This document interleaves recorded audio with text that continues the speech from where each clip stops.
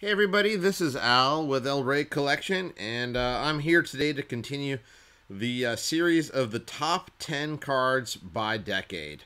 Remember, this is a series not trying to pick the top 10 players, but it's the top 10 cards. And while usually those go hand in hand, due to scarcity and some other issues, they don't always go there. So I've started off with my classic high-end graphic over here. So we're just going to move this right off from the 1930s. And the 1930s are really, really interesting, decade. So, you have kind of the World Cups coming into it. It's becoming very much a global sport. So you have lots of European players, lots of South American players. And in the card collecting space, it becomes actually quite interesting because we get a proliferation of UK issues that are actually printed in really high numbers.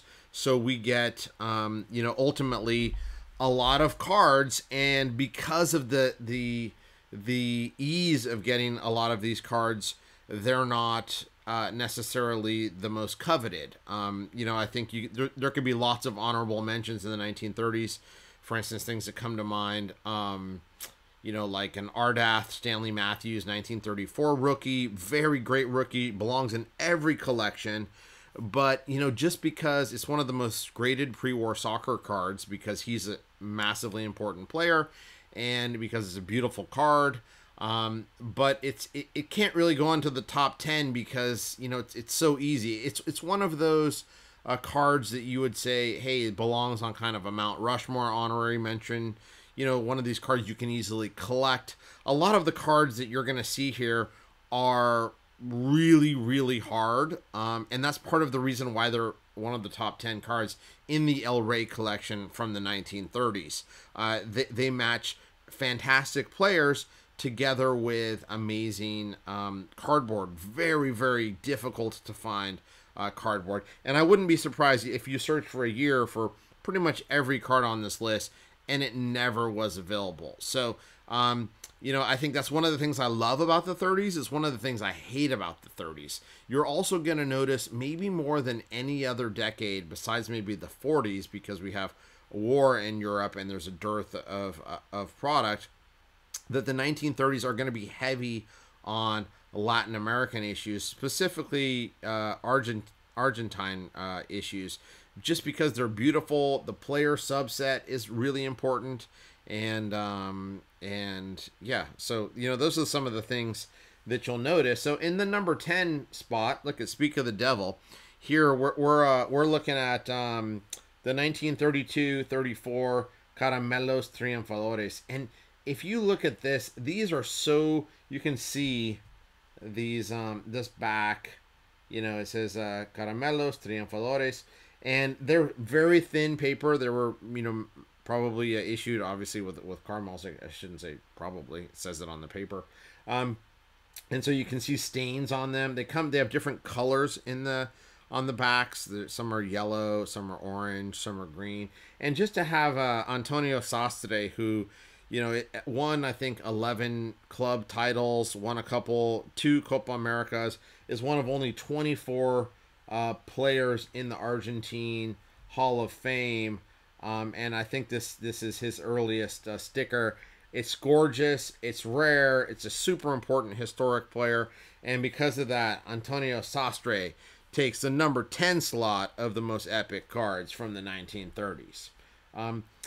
So there'll be a lot of names in here that'll be new to collectors, I believe. I'm not sure if I have a Sastre video. I'll probably do one when I get a chance. Here's another one, a name that's maybe not a household name, Carlos Pucel. And, Carlos, this is his 1930-31 Chocolate Phoenix card. And you can see, I love these backs. Look at this. This has a complete, right up on the back. It says if you get 20 of these, tickets, you can turn them in for something. I mean, I think that this is, this is why a lot of these Latin American cards and stickers are so rare because there was this redemption that you see all over Brazil, actually all the way to Cuba. You know, where people, if they got the full album, they ate enough chocolate to get all the things, they get a full album or a subset of the album, they could turn it in for a prize. So you just don't see a lot of these, and these were really small countries at the time, and very few of these. So a lot of them were redeemed, and then a few of them made it out. So Carlos Pucel is one of the best Argentine wingers of all time. I think he scored like 140, 150 goals and like 300 appearances for River Plate. Absolutely, you know, one of the founding fathers of La Máquina. So he really is, you know, an important Argentine figure and a really, really difficult card to find. So this is the Chocolate Phoenix, which is also known, at least to me, to have the Burnaby Ferrara rookie or first sticker, at least as far as I know at this point. But I picked the Pucel for here because there's another Ferrara that is amazing. So, you know, one of the most epic wingers of all time, starting the Machina, which is kind of the predecessor to Total Football with Johan Cruyff. Just a lot of history in this sticker with a really nice back. And wow, number 9. Gosh, you know, it's so hard, so hard to pick these. And I could fill up easily this entire top 10 with rare Argentine and Uruguayan, mostly Argentine stickers, because they are just so epic in this time, so hard to find. And, you know, if you get them, you know, just assume it's going to be a PSA or SGC 1 or 2 and be fine with that. Enjoy these artifacts for what they are. Number 3 is Mesa. You know, those that watched my 1920s videos saw a couple appearances. It's so hard not to have him in the list. I mean, he's still considered potentially the best Italian player of all time. IFFHS, Top Soccer, all World Soccer. All these guys have him as one of the all-time greats for Italy and for the world. And this particular little interesting card that shows him full body in a different pose from other places, and a very interesting back. It's called La Jobe, and this is just such an interesting back. I'll try to get this angle here. You can see. I mean, this is just such an interesting card. You know, I've seen others from the series. Very, very cool series. Very nice series. But this card, you know, in my mind, is absolutely worthy of the number 7 slot. There's many different Mesa cards from the 1930s. So many of them are great, but a lot of them use the same images from one to the other. This one's so unique in its size and its presentation that I just love this. So that's number 7.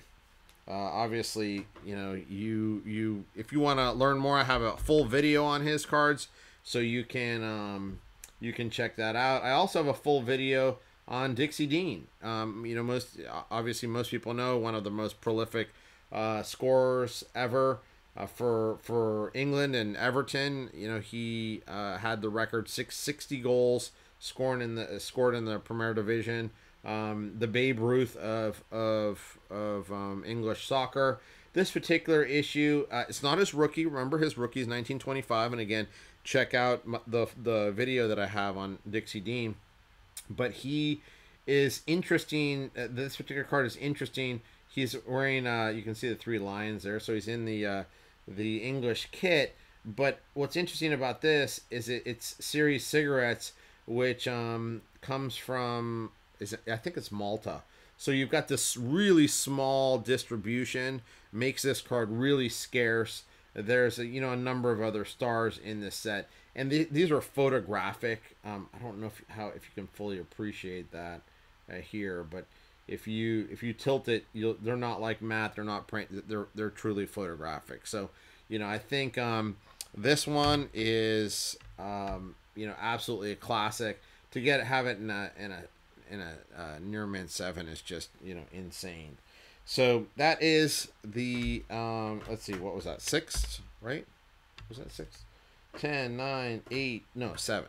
Okay, so here here's 6, and so this is, I was talking to you earlier about Burnaby Ferrara. So he from what I recall, I think he's the only Argentine to ever have a more than 1 goal per game average in the league. He had like 187 goals in 185 games. He also, I think when you include the Argentina, when he played for the country, he ended up at 206 in 197 games. His nickname was La Fiera, which is just awesome, which is like the savage, the animal, the wild animal. I mean, he was just crazy, and he would go after the ball, and just an epic player. So it's fantastic to read stories about him. You know, he was just the man in animal form when he hit the pitch. This particular card is just amazing. He also has Chocolate Phoenix a couple years ahead of this, but I had to pick this card because this card is, I mean, all of these are super rare, but this is La Ranchera, and this is Los Cigarrillos la Ranchera, and it talks about the quality of these, and you know, this set is made of the footballers, and I just, you know, this is the only card from this set I've ever been able to locate, so it's just such a scarce card. I mean, way tougher than like a Plus Ultra, way tougher than Andes, way tougher than even some of the really fun other sets that you know, we'll see. But this, you know, I guess being a non-rookie, I would, you know, I have it down a couple notches. You know, if I had his Chocolate Phoenix in here, it may be up a notch or two, but I just wanted to, you know, show you guys this card because for me, this is absolutely one of my favorite for our cards. So that is in number 6 position. You've got the Cigarrillos Ranchera Burnaby Ferrara. And again, I'm not surprised if a lot of people, which I don't typically get a lot of views on these videos anyway, but that a lot of people just turn it off. They say, oh, I can't get it. I can't buy it on eBay. That's fine.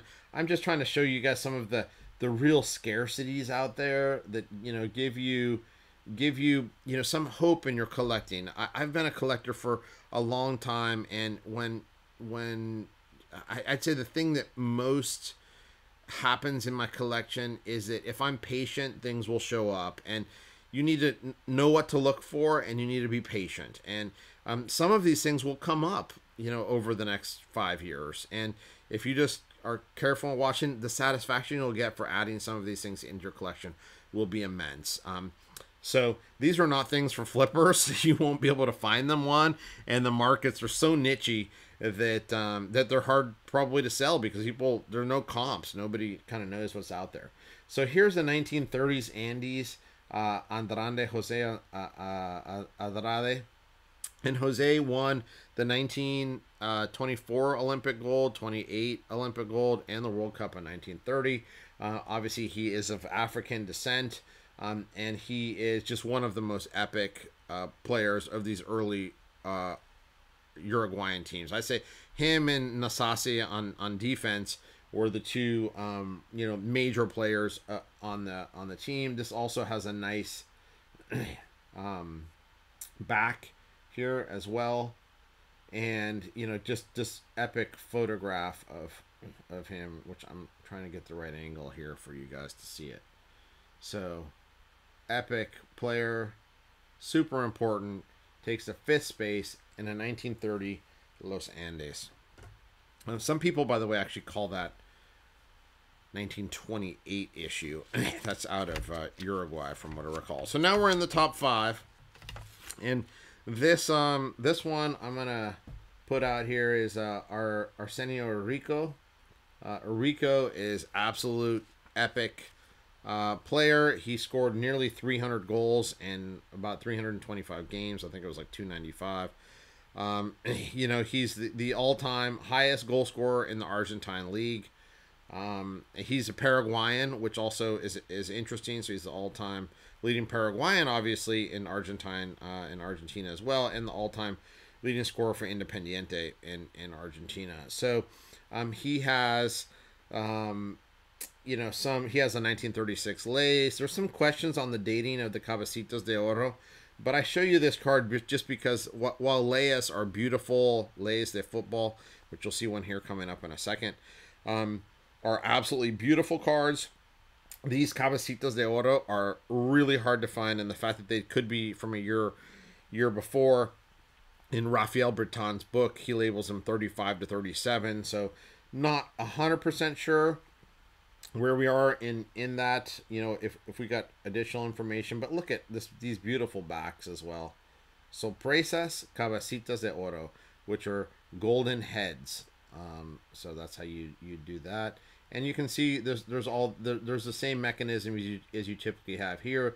You can get a Kodak camera, you can get a guitar, you can get a ball, you can get a baby doll, you can get a wristwatch, so you can get all sorts of things. And so obviously not many of these survived, and this beautiful rico, I also have another really nice Orsi from this issue, are just epic pieces of cardboard. So a rico, all-time leading goal scorer, Paraguayan, hugely important South American star, ends up taking the number 4 spot, I believe. All right, so we're down to the top 3, and this will be one, if those of you guys have seen some of my videos before. This is a Jam Moreno card. I have a full video on Jam Moreno cards. One of my favorite guys to collect from Argentina. Just a crazy story of absolute success, no matter where he went. I think he won.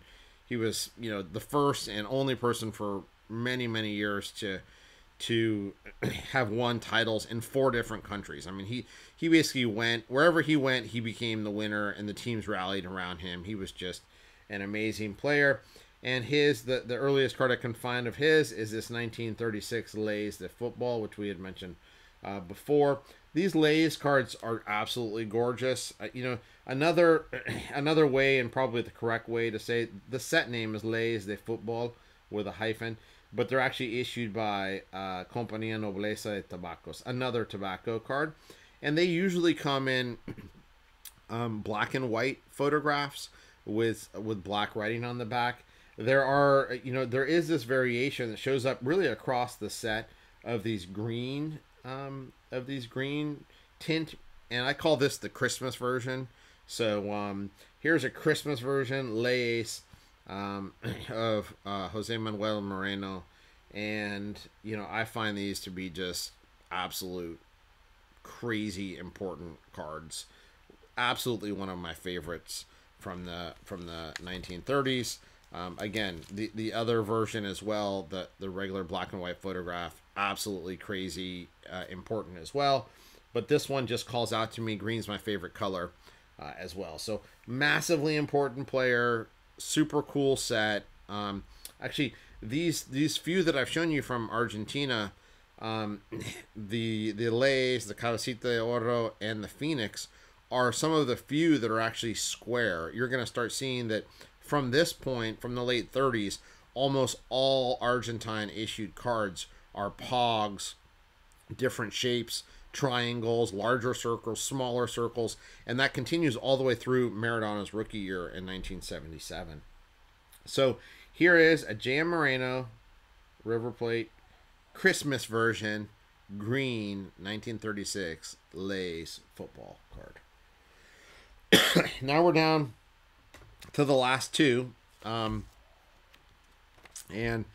the in the number 2 spot, I've got a Dr. Sorosi, and Dr. Sorosi is a player very much of the caliber of Matthias Sindelar. He scored 380 goals in 351 games. He led Hungary to second place finish in the 1938 World Cup in France behind Italy. He scored 42 goals in slightly more than 60 games for the Kingdom of Yugoslavia. I mean for Hungary, and he was named the 60th most important European player by IFFHS. So I think he also came, if I'm not wrong, he was the 3rd highest goal scorer behind maybe Leonidas and Mesa. I'm not sure. 1938 World Cup. And this particular, there are very few cards of him. The other card comes from the Koenig set, which I absolutely love, and it pains me that I don't have. I love the Koenig set. It's one of my favorite sets, and it pains me not to have a Koenig on this list. It's just they're slightly too common to make the list of the top 10 epic cards. And so just like Sindelar, it really hurts me not to have a Sindelar on this, but if you saw my 1920s version, you see why. The Greeling is just the grail, so hard to get. And all of these cards have the same characteristics of that 26 Greeling Sindelar card. Here, the Dr. Sorosi, this is also issued in Malta, and it's called Camler Cigarettes. This particular card gets a really low grade from SGC because I think they think that this stamp on the back is like somebody put it on there. This is actually their advertising, and if you look closely, it's going to be hard to see, but it says Camler. Let's see if I can get it. Okay, you can't really see, but anyway. So it says Camler on the back. That's actually their advertising, just like it is on the front. So you've got, one of the most epic strikers for the Hungarian team of the 1930s. He's the captain. This card, I think, I'm pretty sure it's 38 or so it's not 1930.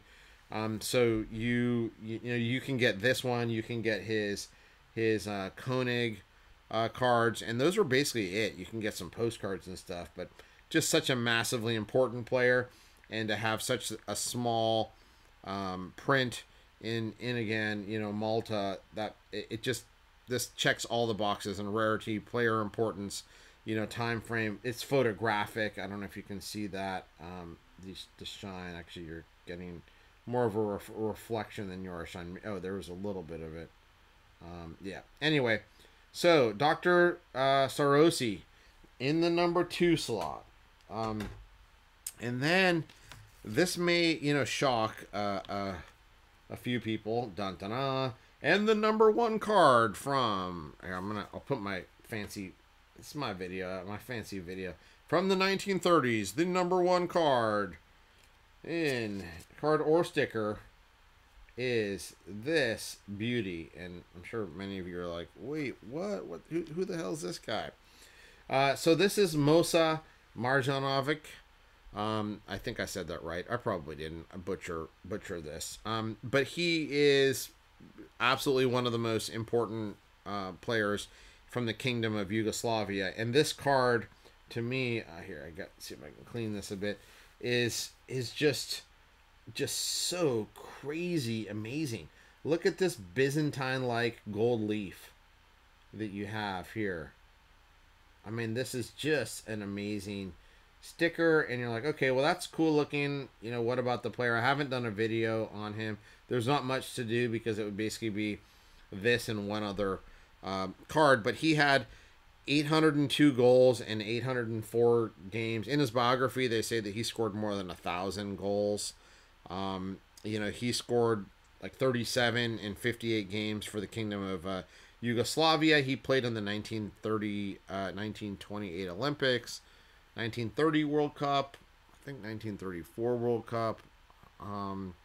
And he is just an absolute, he reminds me very much of Arthur Friedrich from Brazil, with all this lore of the 1,000 goals.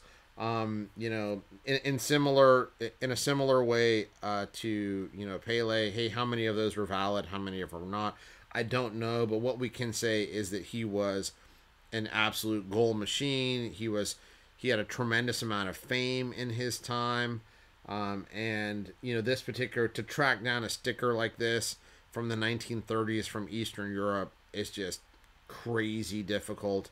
And he's the deserving of, the number 1 spot of the 1930s, given the difficulty of this sticker, and this gold leaf presentation. I mean, where else do you see? Look at it, it's a blank back, right? So that detracts from it. But where else do you see just the magic of a gold leaf card of Marko Marjanovic?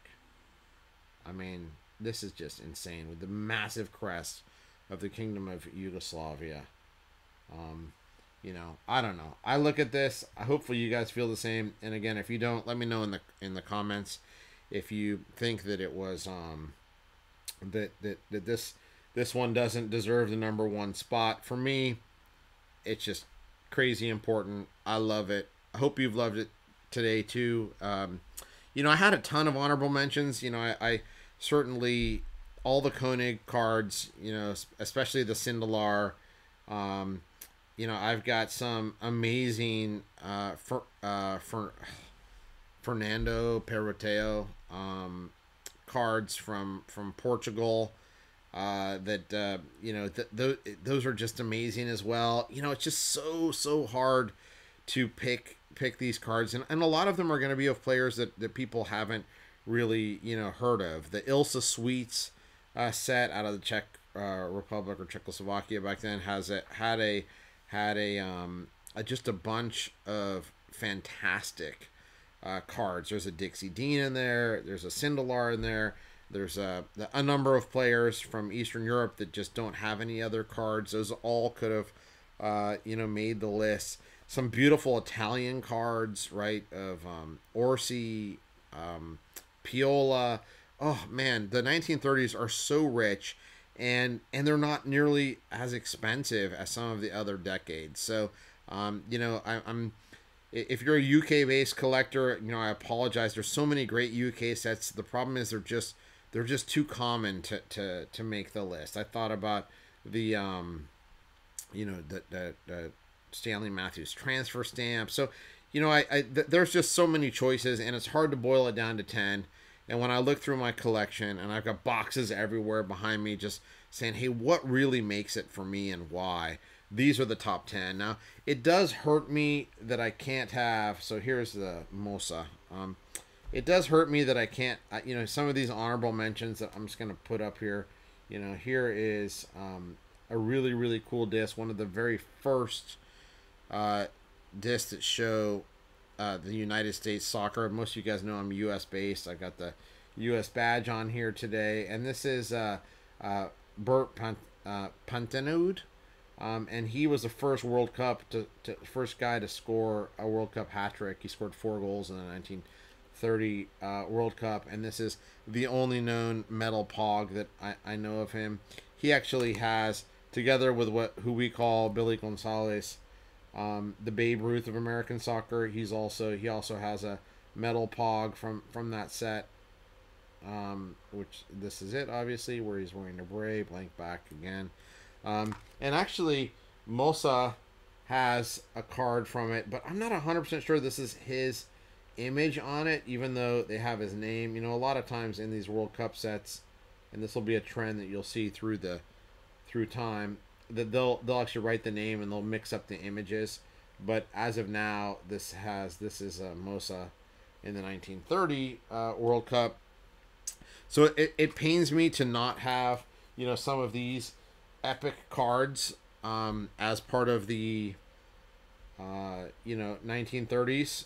But you know, you just got to make some choices, and hopefully you will like, you know, some of these choices. Maybe you'll hate some of them. I'd love to hear what you like or hate, and if you can put it in the comments below, you know, I'd love to respond and hear your opinions. And I hope you enjoyed the video today, and if you did, you'll smash that like button for me, and hopefully you can subscribe. You know, it just keeps me motivated to put more content out there, and to, you know, hopefully share some of the El Rey collection and get you guys inspired to you know, maybe put a player on your list you didn't have. So anyway, hope you enjoyed these cards, everybody, and I look forward to seeing you next time. Thanks.